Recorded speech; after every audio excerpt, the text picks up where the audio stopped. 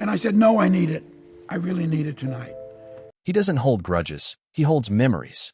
Sharp, unforgettable ones.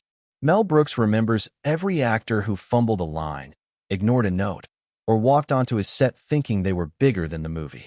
Once you're on that list, you never come off it. The guts, you have such guts. Guts. For over 6 decades, Mel Brooks built empires out of chaos. From Blazing Saddles to Young Frankenstein, he redefined comedy by mastering it like a conductor, controlling every bit of madness with precision, rhythm, and trust. But when that trust broke, Brooks didn't yell. He simply erased your name from his future. And once you were gone for good. Let's talk about 5 actors Mel Brooks never forgave. First, Frank Langella. Brooks was developing Dracula, dead and loving it, a slapstick take on Gothic horror.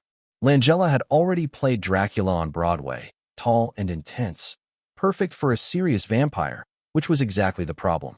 He walked onto Mel's comedy set like it was Shakespeare in the park. When Brooks gave him a gag line, Langella asked, "Do you want me to mock the text?" Mel replied, "No, I want you to survive it." Within a week, Langella was gone, replaced by Leslie Nielsen, who nailed the comedy with the straight face Mel needed. Next, Gene Wilder. Once Mel's creative soulmate, Wilder helped shape the producers, Blazing Saddles, and Young Frankenstein. But after their masterpiece, Wilder wanted to direct his own script, The Adventure of Sherlock Holmes' Smarter Brother. When Brooks refused to produce it, saying Gene wasn't ready, Wilder took it personally. They didn't speak for years. Though they reunited later, the magic was gone.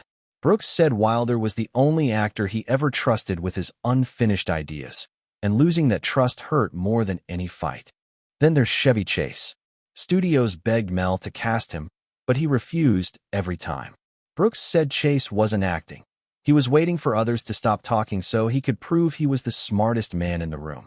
Mel didn't want arrogance. He wanted rhythm, generosity, and timing.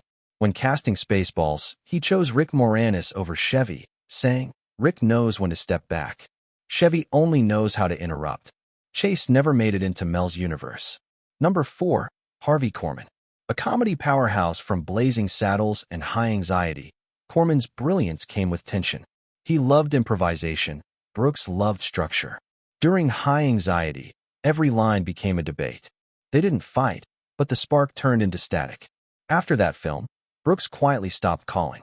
He later said, "Some actors bring joy. Harvey brought brilliance, but always with resistance." And finally, Jerry Lewis. A legend Brooks admired from a distance. Studios pushed them to collaborate, but Brooks refused.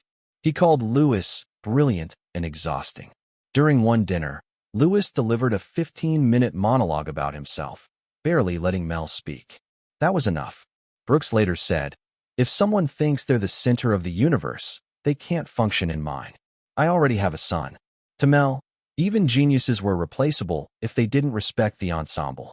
In the end, Mel Brooks never shouted or staged dramatic exits. He just closed doors, quietly and permanently. His world ran on trust, rhythm, and humility. And once you broke that rhythm, the show went on without you. So who do you think almost made Mel's blacklist? Drop your guesses in the comments below.